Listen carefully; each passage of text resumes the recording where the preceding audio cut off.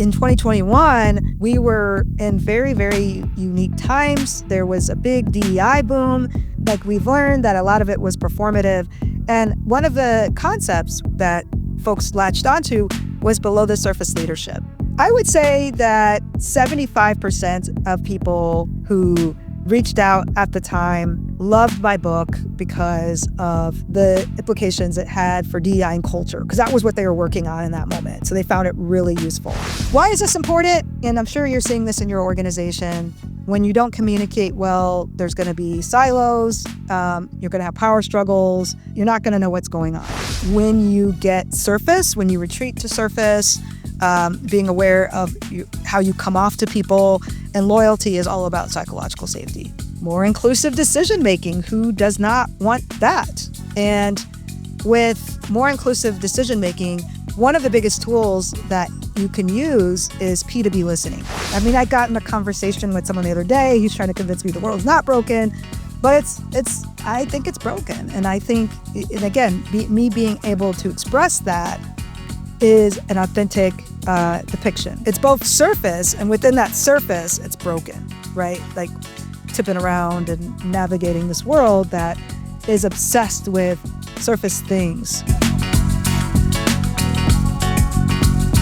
Hello, everyone, and welcome to the Leading Below the Surface podcast. I'm your host, LaTonya Wilkins, best-selling author of the book Leading Below the Surface, which I'm going to talk about today.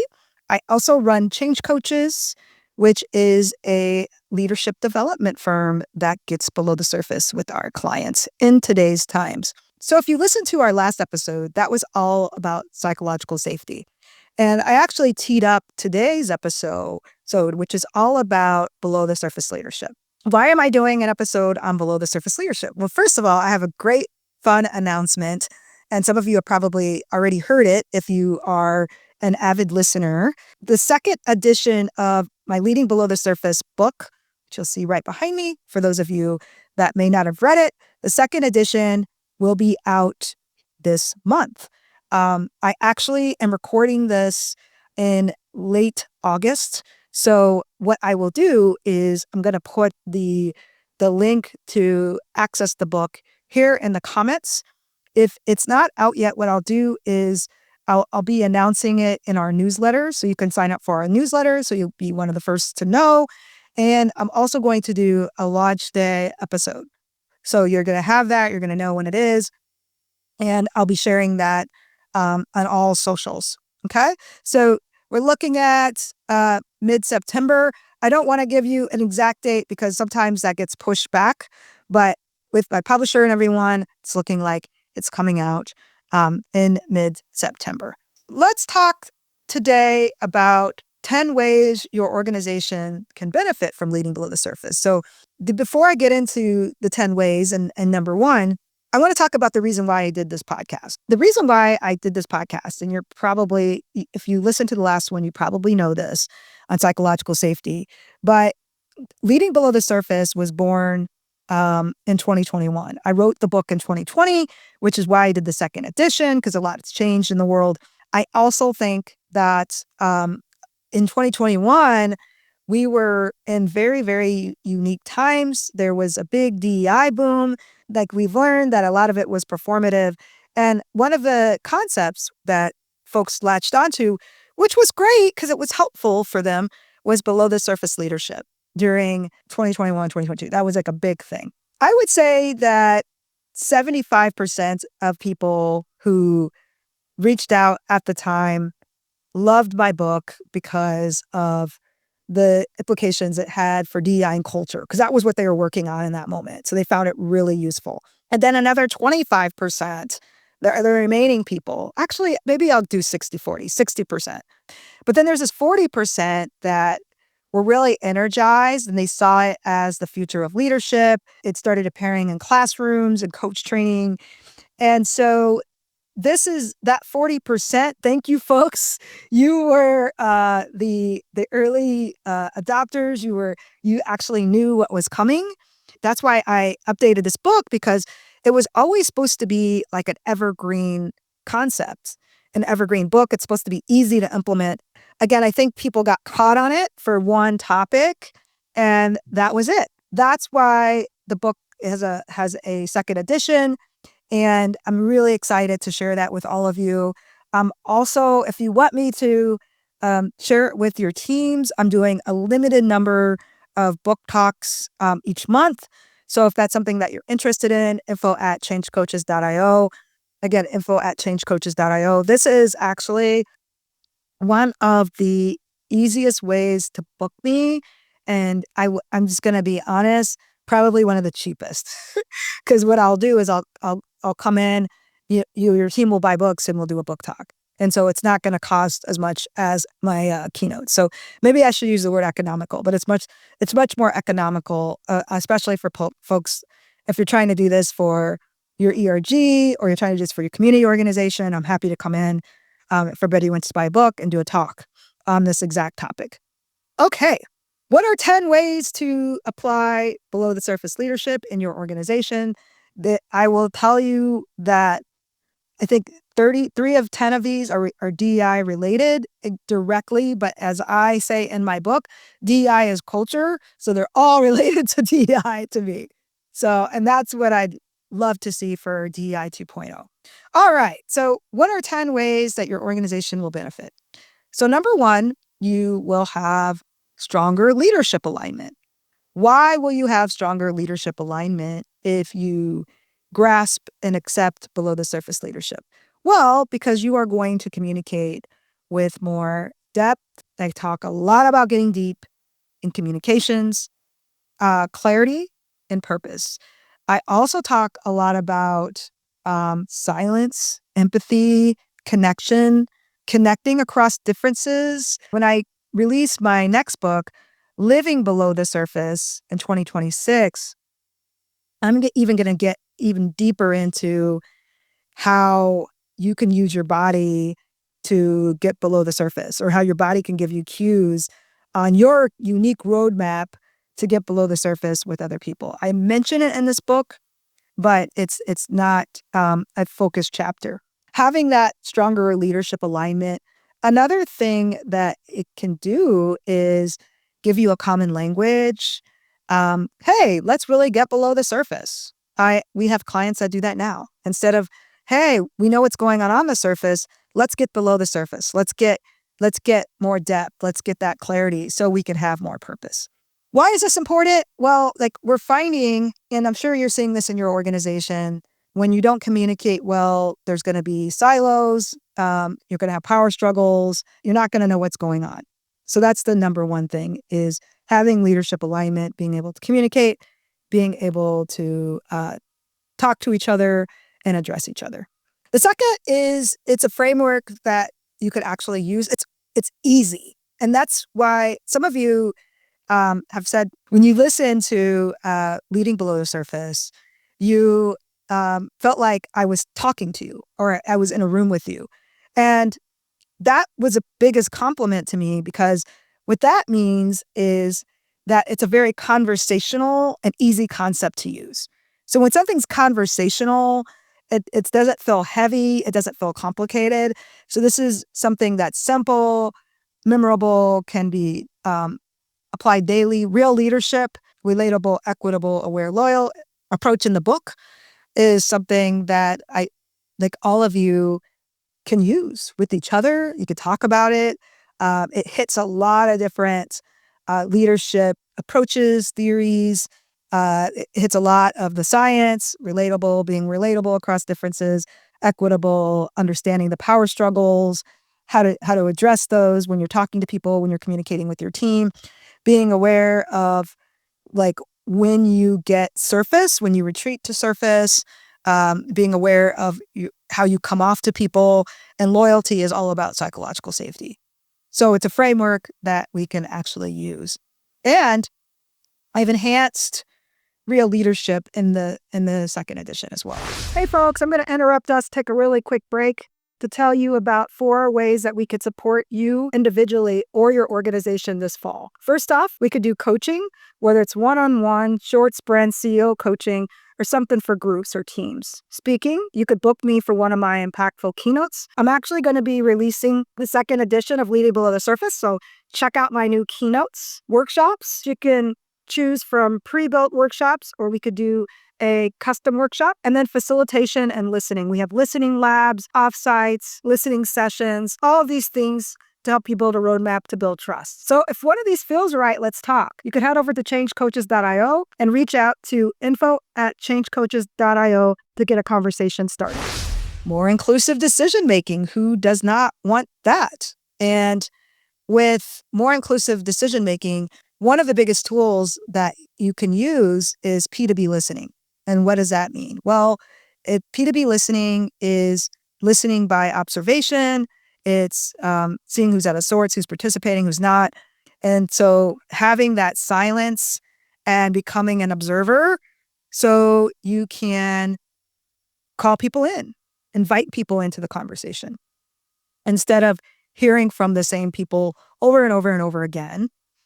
And if you practice P2B listening, even if you don't accept every idea that you invite, you can actually be more aware of how you deal with that comment. For example, I was coaching a team the other day and I invited some quieter participants in to share their ideas. One of the participants shared an idea that wasn't accepted by the team. And instead of just moving on to the next person, I observed how nervous they were when they shared it.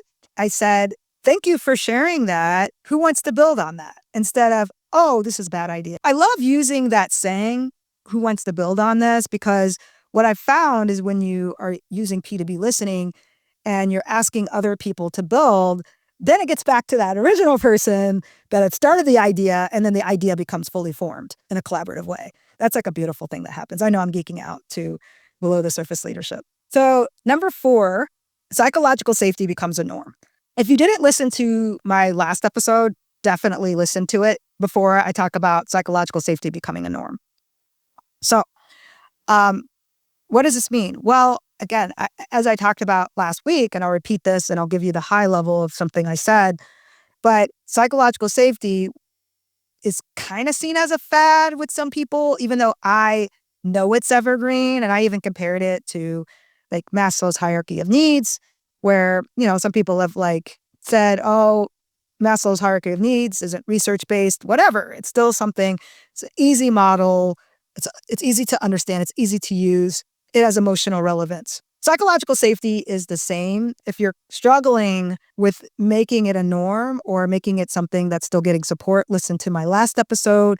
If you're still struggling, email me at info@changecoaches.io. But once it becomes a norm, you're going to be able to access so much more. I'll say that again. Once it becomes a norm, you're going to be able to access so much more. As I talked about in my last episode, in 2022, I was invited a lot to speak about safety, but it was more for DEI initiatives, ERGs. So I felt like I was talking to the wrong people. Even though, again, I think it's great for all purposes, but I think that if you just use it for one thing, then it's never going to be a norm because it's seen as a fad. It's seen as an initiative. So making psychological safety a norm, if you practice below the surface leadership, it's embedded. So it will slowly become a norm. Obviously, you'll have better team dynamics. Who wouldn't have better team dynamics if you're practicing empathy, psychological safety, real leadership? Those 3 things are undefeated. If you want to think about, let's talk about jerks. How do you respond to jerks? How do you respond to people that aren't below the surface leaders? Well, it's and this is going to be more in Living Below the Surface, and I talk about this a little bit in the second edition. It's understanding what's going on in your body and just also understanding you don't have to respond to everything. And no, I'm not saying you need to be nice to everyone. That's in psychological safety is not niceness. And that's something I actually talked about last week. Number 6, you'll understand your biases more. I talk about the terrible 3 biases. Those are affinity bias, confirmation bias, and group bias. So accepting that as a part of below the surface leadership, that we all have these biases, then you can adjust. You can make sure that you are being inclusive. So let's talk about affinity bias really quickly. Everybody take out a sheet of paper and jot down maybe what affinity biases you might have. So these are people that you move towards, like people that you like, that you move towards, affinity biases that you might have. So I would say affinity bias I have, and it's not necessarily related to race, gender, like visible qualities, but I would say I have an affinity bias towards people who like the outdoors. I do. I do. And I really like those folks because I'm able to connect with them more easily, but I know that, right? I know that that's something that I might seek out more, right? Um, and so just knowing I have many more, but I'll just get into that. It's not about me.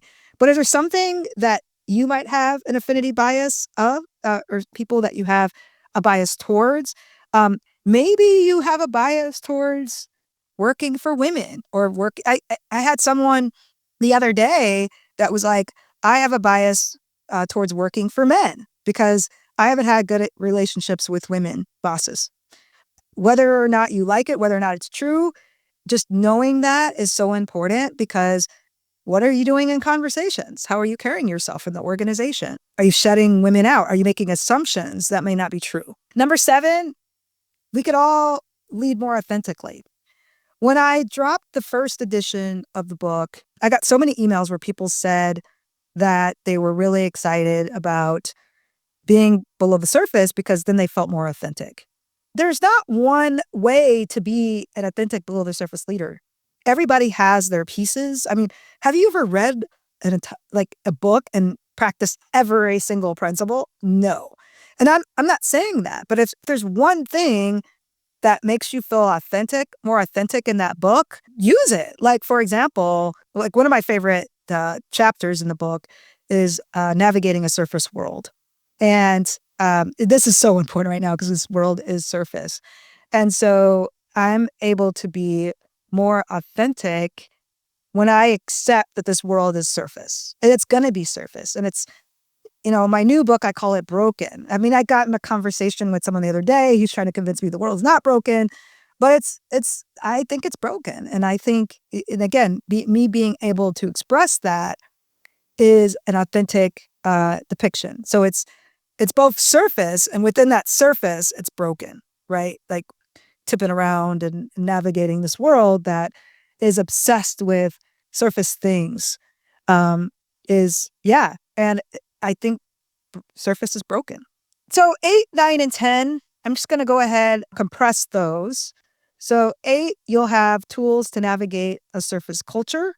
9, you'll have clarity on what real belonging looks like. And 10, a shared language for change. 8 and 9, I think that those ones have been kind of front and center with the first edition of Leading Below the Surface. I have a whole entire chapter on surface culture. And then 9, belonging. I think belonging is very easy concept to apply below the surface leadership to. So let's get to 10, because 10 is like a lot of what we're working on these days. And 10, a shared language for change. Oh my gosh. So there's so much change going on right now in the world and organizations. People are having a hard time navigating what's going on. So we've been actually getting below the surface with CEOs and their teams so we can build a shared language for change. And that shared language is really around real leadership, psychological safety, and accessing empathy. That is, again, and empathy doesn't mean that you can't make hard decisions or doesn't mean you have to agree. But having that empathy at least can give you a lot more information. If you're doubting that, go back and listen to my episode on how to really listen and why it matters, because that is a really good one around why listening is important and how the way you're listening takes time. And a lot of times people can just figure it out themselves. The second thing I wanted to say before I close this number 10 out is that we are in an AI era. There's this new technology. People don't know what it is. People are scared. People are afraid. There are companies that are preemptively laying people off. And I think there's just a lot of uncertainty. But yet we're seeing that. We're also seeing, I'm reading a lot of articles about how CEOs are really not adapting this and they're not really into it. Like some companies are, some aren't. And there's a lot of privacy issues. Some people are building their own models, but they'll have a smaller scope, so that we're still seeing all this shake out. But below the surface leadership will give you a shared language for change. And the language that I recommend is human-centered leadership. Like, what's human? Or how can AI make us more human? How can AI make us realer leaders? Like, how could AI support our transformation towards real leadership? How can it support us being more empathetic and being able to listen? And one of the things I like about AI is it makes me more productive. And the big way is emails, right? Like just, oh my gosh, emails, just basic information about, like, it gets a lot of things wrong. So I'm going to be honest with that. But if it's something basic like finance, like small business finance, or if it's something basic like basic marketing, basic this, like that's fine. And I'll use it for that. So, but it's giving you a shared language for those types of things. It's also giving you an outlet to do those types of busy things in AI, and that opens up your time for humans. And I've actually seen that in my own business where I have more time to spend with clients, to chat, to do podcasts, to do other things, because people are craving that. And now I'm not all stressed out about those things that really suck up your time as a small business owner. Today, we talked about 10 ways your organization will benefit from below the surface leadership. This is also available in article form, and that link is available in the show notes. Folks, please pass it on to other people, and let's not make this a fad. Again, this is something that is our future. It will depend on it. Psychological safety is not a fad. Below the surface leadership is not a fad. There are many things that can be addressed by both of these. All right, that's all I have for today, folks. We'll see you next time. Thank you for listening to the Leading Below the Surface podcast. If you enjoyed this episode, please take a moment to share it with someone who needs to hear it. And I'd love to connect with you. So follow me on LinkedIn at LaTonya Wilkins. And if something resonated, send me a note at info@changecoaches.io. I read these messages regularly. Thank you, and see you next time.